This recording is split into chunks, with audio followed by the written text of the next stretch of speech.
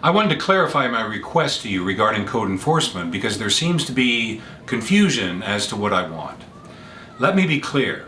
I handed you papers a few weeks ago which showed a pattern of troubling behavior within the Code Enforcement Office that has apparently been consented to now by 2 administrations. That which includes the aforementioned situation of my own 5 years ago. I have spoken out now on this affront for years, to no avail, either by John Wolfe, Mayor Maggard, or all council members who I've spoken with and who have done nothing about it. It is made apparent by this latest episode, which I shared, that no one is going to rein in this harmful, corrosive, illegal, unspoken policy. If the administrations which I have asked for remedy refuse, then the only option outside of moving is to entreat you to do the right thing yet again.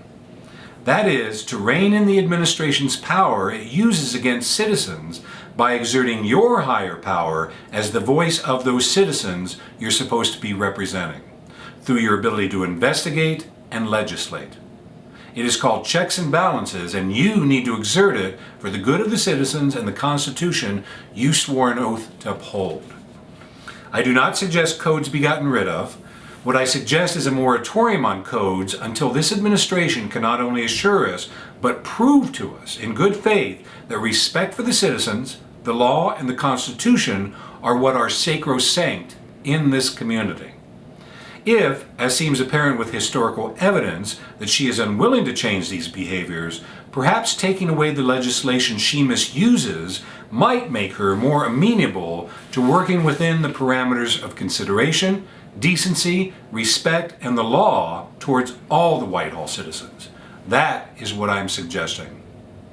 Finally, in the last 4 years since coming here, my concerns and complaints about this issue have fallen on deaf ears, with no one who has the power to enact change, to do the right thing and lawful thing, having done so, which includes this council, per the charter, of which I've included all the sections which show all the nonfeasance yourselves and others are responsible for. The city attorneys lack to compel anyone with a writ of mandamus, per section 34 of the city's charter.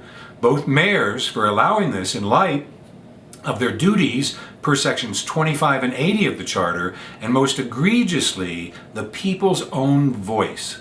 This and the former council for either not investigating their powers and duties and remaining ignorant to them in light of evidence and appeals I've shared, or to implicitly ignore them because it's just Gerald Dixon. When the power of government is subverted, which is fundamentally dangerous to our democracy, and those with power to stop it, which are conscious of its being, fail to act, they are just as guilty for that subversion and complicit in breaking the law.